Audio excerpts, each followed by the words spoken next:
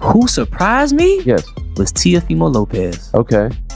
Teofimo, I think I seen this like 2 days or a day. The drama surrounding Shakur Stevenson stepping up to face Teofimo Lopez did not begin with trash talk or flashy promos.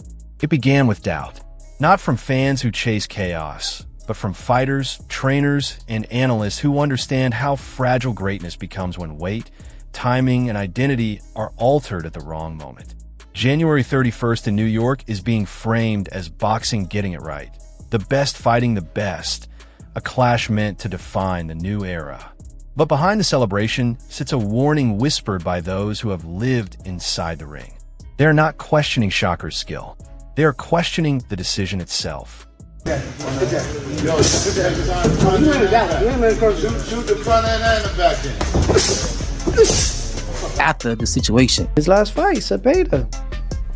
His last fight. You don't know how many people are talking about him? Moving to 140 pounds to face a naturally explosive fighter like Teofimo Lopez is not a bold step. It is a dangerous one. Shakur has built his reputation on precision, control, and denial. He wins by taking space away from opponents and replacing it with confusion. His feet are light, his reactions sharp, his timing cruel. But weight changes more than muscle. It changes rhythm. Fighters who move up often discover that speed does not follow them the way loyalty does. Trainers who have watched champions slow down after gaining pounds warn that the body may grow heavier faster than the mind can adjust. They fear Shakur will lose the very weapon that made him untouchable.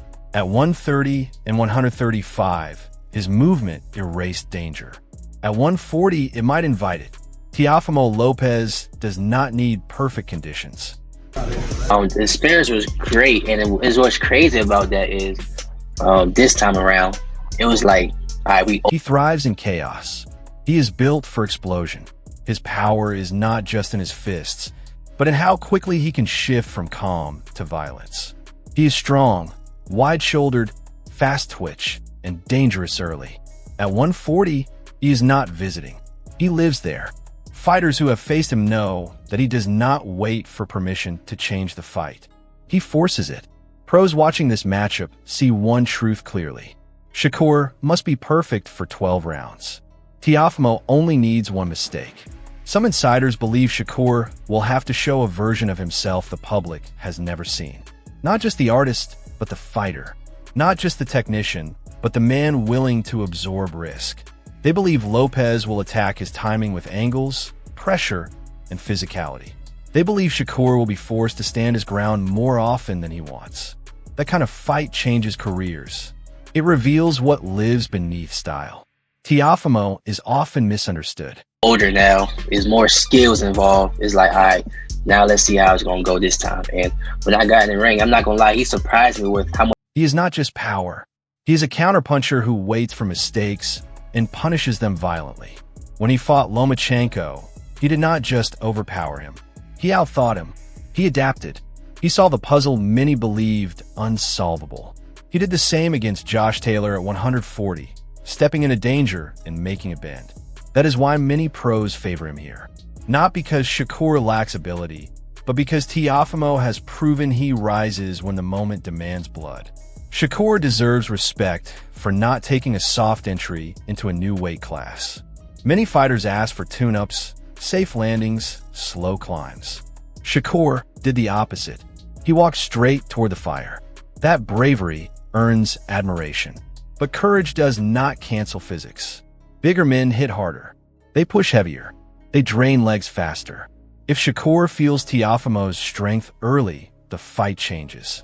If he loses the first few rounds while adjusting, he may be forced to chase a lead against a man built to punish desperation.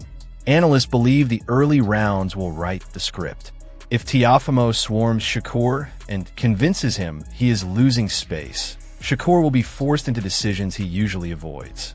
That could make the fight thrilling, but also dangerous. If Shakur controls the early rounds with footwork and denial, Teofimo may become frustrated, and frustration has cost it before. Against movers who refuse to stand still, Teofimo has shown cracks. When he cannot plant his feet, his power loses direction. When he chases, he opens himself. But Shakur's style is not built on chasing wins early. He studies. He waits. He reads. If he gives Teofimo early rounds while gathering information, he may find himself in a position he has never lived in.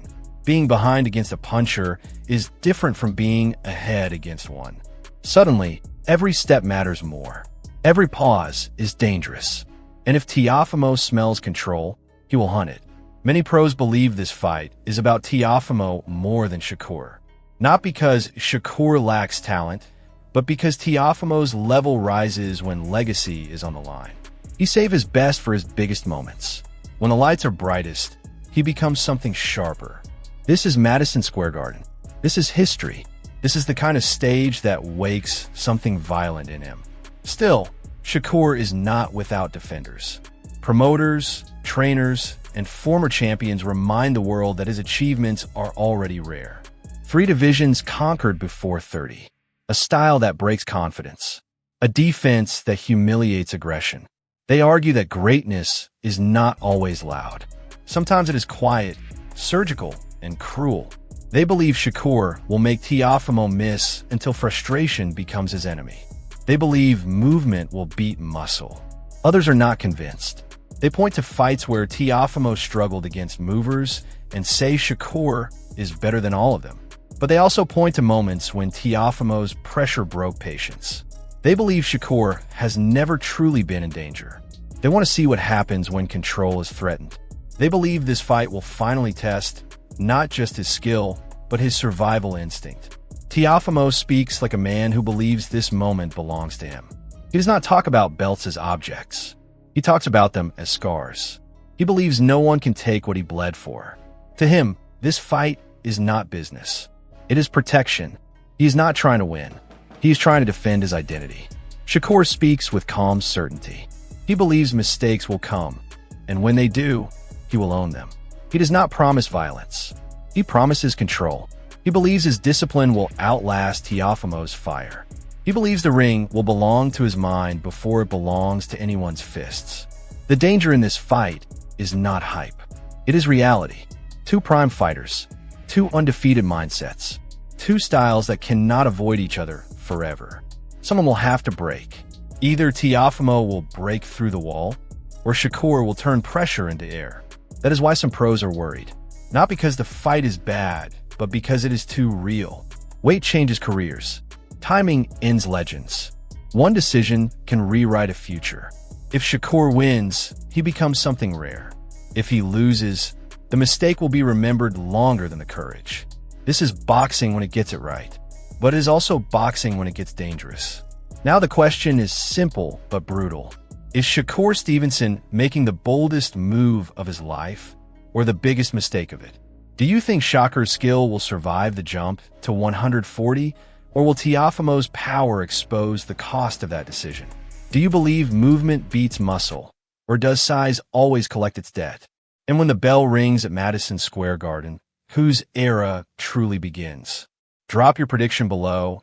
Share this with every boxing fan who lives for moments like this. And if you want more deep, dramatic breakdowns of the fights that shape history, make sure you like, subscribe, and stay locked in, because this one will not end quietly.